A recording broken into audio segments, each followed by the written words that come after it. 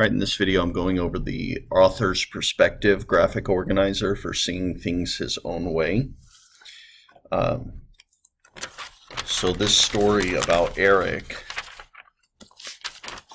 and how he overcomes his blindness is written by someone else. So based on some of the things that the author says about Eric, we can get a better idea of how the author sees Eric, what the author thinks about Eric. So some of the clues, the author writes, though blind, Eric pursues adventures most people only dream about. So the way the author puts this, obviously he's using a bit of hyperbole here, kind of, really wanting to emphasize that these feats that Eric are accomplishing are amazing, and they'd be amazing for anybody, let alone somebody that can't see. Okay, later in the text, the author says Eric rarely complained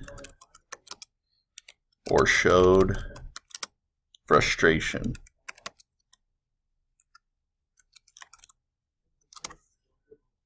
Okay, so despite the fact that, any reasonable person would say, yeah, Eric has some room to complain, being born with this condition that makes him blind, but the author makes sure to note that Eric doesn't complain and doesn't show frustration about his disability.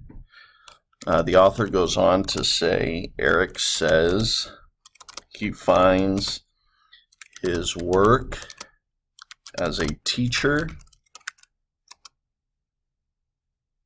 meaningful.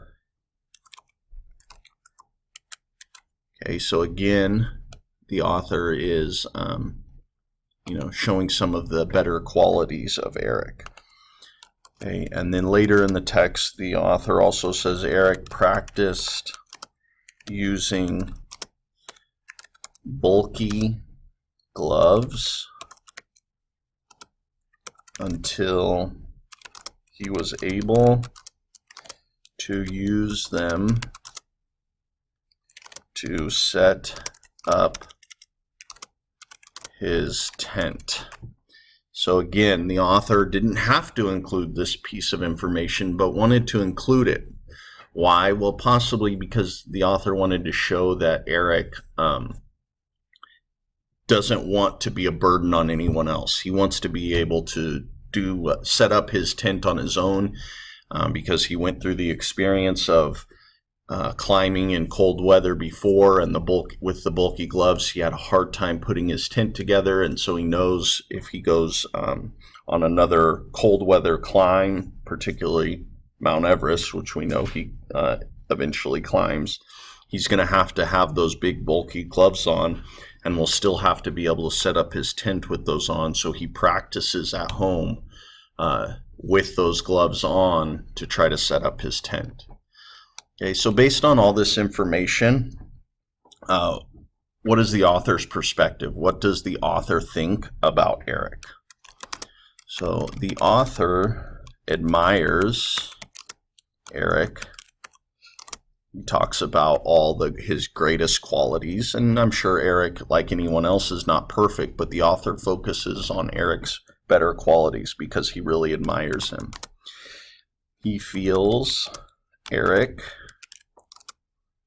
has accomplished a great deal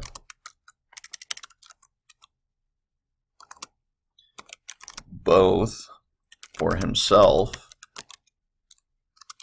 and for other people who are blind.